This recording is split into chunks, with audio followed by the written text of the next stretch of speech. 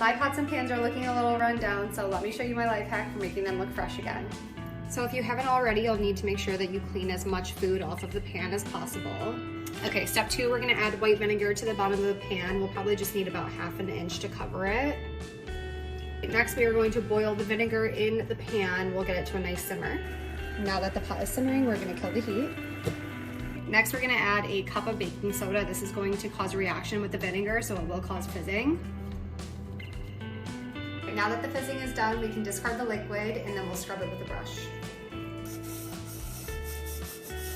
All right, just rinse it off, and it's looking good as new.